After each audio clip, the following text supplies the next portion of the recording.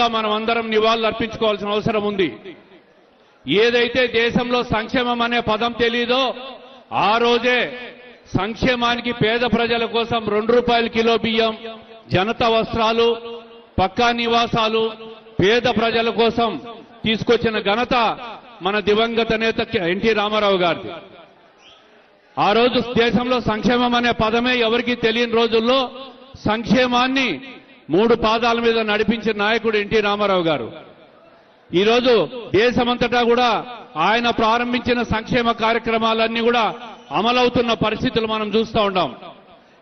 ఏదైతే సంక్షేమం ఉందో అదే కాదు, అభివృద్ధిని కూడా చేసి చూపిస్తానని చెప్పి మన నాయకులు ఈరోజు చంద్రబాబు నాయుడు గారు 16 సంవత్సరాలుగా ఈ రాష్ట్రాన్ని ముఖ్యమంత్రిగా పరిపాలిస్తూ స్వర్ణాంధ్రప్రదేశ్ తయారు చేయాలనే తాపత్రయంతో ఈరోజు మళ్లీ ప్రజలందరూ కూడా 92% స్ట్రైక్ రేట్తో ఓట్లు వేసి గెలిపించిన పరిస్థితి. మరి ఒక్కసారి గత 5 సంవత్సరాల పరిస్థితికి పోతే రాష్ట్రమంతటా అరాచకాన్ని చూసి ఈ రాష్ట్రానికి మీరే పెద్ద దిక్కు, ఈ రాష్ట్రానికి అభివృద్ధి చేయాలన్నా సంక్షేమం చేయాలన్నా ఒక్క చంద్రబాబు నాయుడు గారితోనే సాధ్యమవుతుందనే విషయాన్ని ప్రజలందరూ అర్థం చేసుకొని ఈరోజు మళ్లీ ఓట్లేసి 6 నెలల తర్వాత మొదటిసారిగా కడప జిల్లా పర్యటనకు వచ్చినందుకు మన తెలుగుదేశం పార్టీ కుటుంబ సభ్యులందరి తరఫున మన నాయకుడికి హర్షధ్వానాల మధ్య స్వాగతం తెలియజేయాల్సిందిగా కోరుకుంటున్నా. సార్, ఉమ్మడి కడప జిల్లాలో 10 సీట్లలో 7 సీట్లు 99 ఎన్నికల తర్వాత 25 సంవత్సరాల తర్వాత వచ్చాయి. కడప పార్లమెంట్లో 7 సీట్లలో 5 సీట్లు తమరికి కానుకగా కడప జిల్లా ప్రజలందరూ మీకు ఇచ్చారు. కడప జిల్లా సర్వకోమ అభివృద్ధి కోసం అనేక రకాలుగా ప్రజలు ఆశలు పెట్టుకున్నారు మీ మీద. తప్పకుండా మీరు ఆశలు వమ్ము చేయకుండా ఈ 5 సంవత్సరాల కాలంలో నీటిపారుదల రంగమైతే ఏమి, అదేవిధంగా ఐటీ రంగమైతేమి తమరి కృషితో ఓర్వకల్లును కొప్పర్తిని కేంద్ర ప్రభుత్వం గత బడ్జెట్లో పారిశ్రామిక హబ్గా ప్రకటించిందంటే అది తమరి కృషి చాలా ఉంది. అదే కాకుండా ఐటీ పరంగా కూడా కడపను ఎంతో అభివృద్ధి చేయాల్సిన అవసరం ఉంది, పారిశ్రామికంగా అవసరం ఉంది. అన్ని అవకాశాలు కడప జిల్లాకు ఉన్నాయి. తమరు పెద్ద దృష్టితో పెద్ద మనసుతో జిల్లాను ముందుకు తీసుకుపోతారని ఆశిస్తూ చివరగా మాకొక కోరిక సార్. 43 సంవత్సరాల్లో తెలుగుదేశం పార్టీ ఆవిర్భవించిన తర్వాత 3వ తరం నేత మన పార్టీలోకి వచ్చారు, నారా లోకేష్ గారు. మరి పార్టీకి భవిష్యత్తులో యువతకు ఒక భరోసా ఇవ్వాలన్నా, పార్టీకి భరోసా ఇవ్వాలన్నా నారా లోకేష్ గారిని డిప్యూటీ సీఎంగా ప్రమోట్ చేయాలని చెప్పి మేమందరం కూడా కోరుకుంటున్నాం సార్. దీనివల్ల పార్టీకి బ్రహ్మాండమైన భవిష్యత్తు ఉంటుంది.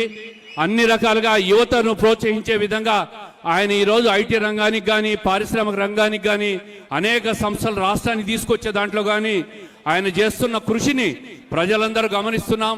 ఆయనను మరింత ఎలివేట్ చేసి పార్టీకి ఉజ్వల భవిష్యత్తు ఇచ్చే విధంగా తమరు చేస్తారని ఆశిస్తూ తప్పుగా మాట్లాడింటే మన్నించవలసిందిగా కోరుకుంటూ తమరు ప్రసంగించవలసిందిగా కోరుకుంటున్నాం సార్. ధన్యవాదాలు. నిన్న కూడా కేబినెట్ లో మాట్లాడాను. రాయలసీమలో ఎక్కువ ఆదాయం వచ్చే జిల్లాలు చూస్తే కడప, అనంతపురం జిల్లాలు కూడా ముందుకు వచ్చే పరిస్థితికి వచ్చింది. మీరు శ్రద్ధ పెట్టండి.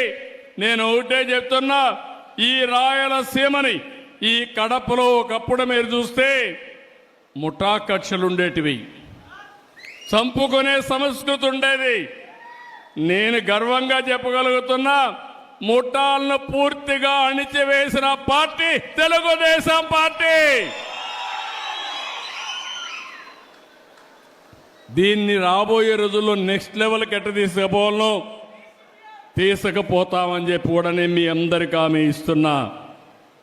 ఇంకో పక్కన నేను నిన్న మొన్న మాట్లాడాను, పోలవరం ప్రాజెక్టు ఈ రాష్ట్రానికి ఒక జీవనాడి.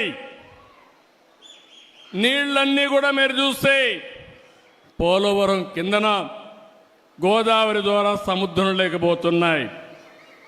ఈ సంవత్సరం 4000 టీఎంసీ నీళ్లు సముద్రం లేకపోయినాయి. కానీ నేను ముందు జాగ్రత్త చేసి ఈసారి మీరు చూస్తే శ్రీశైలం కానీ ఇవన్నీ నీళ్లు తీసుకొచ్చి రాయలసీమలో ఉండే రిజర్వాయర్లు కళకళలాడుతున్నాయంటే అది తెలుగుదేశం పార్టీ చూపించిన చొరవ. ఇప్పుడు నేను ఆలోచించింది, పోలవరం నుంచి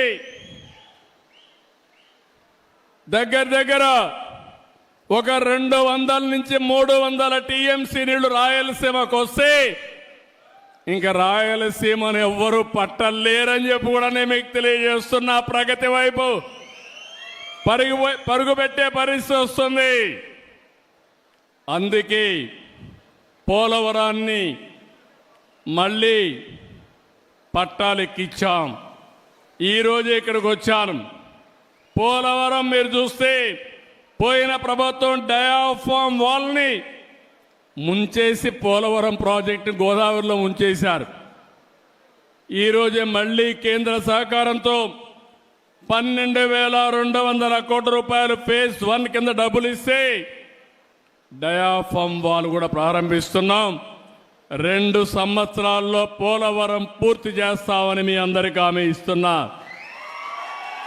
ఇప్పటికీ పోలవరం కృష్ణ అనుసంధానం చేశాం. కృష్ణా డెల్టాలో వాడే నీళ్లు శ్రీశైలం ద్వారా రాయలసీమకి ఇచ్చాం. అందుకే నేను ఆలోచిస్తున్నాను, రేపు రాబోయే రోజుల్లో గోదావరి, పెన్నా, పోలవరం, బనకచెర్ల వరకు అనుసంధానం చేయగలిగితే అది ఒక గేమ్ చేంజర్గా తయారవుతుంది. ఇంకా ఇబ్బందే ఉండదు. రాయలసీమ రైతాంగం మీసం తిప్పి బతికే రోజు వస్తుందని చెప్పి కూడా నేను మీకు తెలియజేస్తున్నా. ఎందుకు ఈ మాట మాట్లాడుతున్నానంటే డబ్బులు అవుతాయి. దగ్గర 80,000 కోట్లు కావాలి. పోలవరం అయిపోతుంది. నా జీవితాశయం ఎట్టి పరిస్థితిలో బనకచెర్లకు నీళ్లు తీసుకొస్తే అక్కడి నుంచి తెలుగు గంగ, హంద్రి నీవ, నగిరి గాలేరు ఇక్కడి నుంచి నేరుగా ఎక్కడికంటే అన్ని జిల్లాలే కాకుండా సోమశిలకెళ్ళి, కందలేరుకెళ్ళి మళ్ళీ తిరుపతికి వచ్చి వెంకటేశ్వర స్వామి పాదాల చెంత బాలాజీ రిజర్వాయర్కు నీళ్లు వచ్చే పరిస్థితి వస్తాయి. ఇది నా కళ. మీలో కూడా ఆలోచన రావాలి. ఆ రోజు ఎన్టీ రామారావు గారు ప్రారంభించిన జల యజ్ఞం ప్రతి ఎకరాకు నీళ్లు ఇచ్చే బాధ్యత నాదని మరొకసారి మీ అందరికీ హామీ ఇస్తున్నా. ఎట్లొస్తాయని కూడా మీరు ఆలోచిస్తే పోలవరం నుంచి కృష్ణాకు వచ్చిన తర్వాత Nagar Sagar right main canal దగ్గర ఆ నీళ్లు తీసుకొచ్చి అక్కడ ఒక రిజర్వాయర్ కట్టి అక్కడి నుంచి ఇంకా ముందుకు తీసుకుపోతే ఏదైతే వెలుగొండ ప్రాజెక్టు ఉందో అక్కడ కూడా నీళ్లు ఇచ్చి అక్కడి నుంచి నల్లమలై ఫారెస్ట్ కట్ చేస్తే లోపల ఒక టన్నల్ వేస్తే నేరుగా బనకచెర్లకు నీళ్లు వస్తాయి. ఎవరు ఊహ రాలేదు. కానీ నేను అనునిత్యం ఆలోచిస్తున్నా, రాయలసీమ రుణం ఎట తీర్చుకోవాలి. నేను కూడా పుట్టింది రాయలసీమలో, పుట్టా రాయలసీమ బిడ్డ. ఈ రుణం తీర్చుకోవాలనుకున్నప్పుడు రాష్ట్రాన్ని అభివృద్ధి చేస్తాం.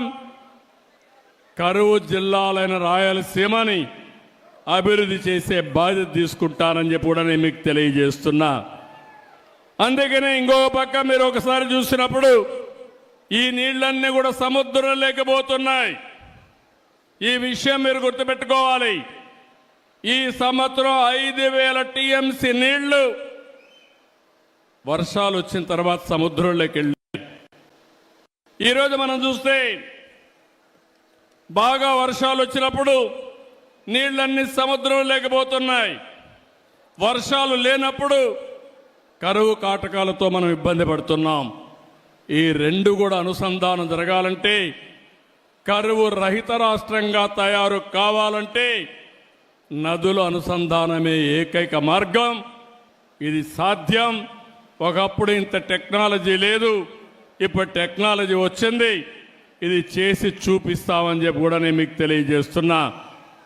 ఇంకో పక్కన మీరు ఒకసారి ఆలోచిస్తే ఈ జిల్లాలో కొప్పర్తి, ఇక్కడే కడపలో 2,300 కోట్ల రూపాయలు కేంద్రం ఇచ్చారు. కొప్పర్తిని ఒక పారిశ్రామిక కేంద్రంగా తయారు చేసే బాధ్యత, మీకు ఉద్యోగాలు ఇప్పించే బాధ్యత నేను తీసుకుంటానని చెప్పి కూడా నేను మీకు తెలియజేస్తున్నా. ఇంకో పక్క స్టీల్ ప్లాంట్ కూడా ఉంది, దాన్ని కూడా పర్సూ చేస్తున్నాం. అది కూడా వస్తే ఈ జిల్లా ప్రగతి జరుగుతుంది.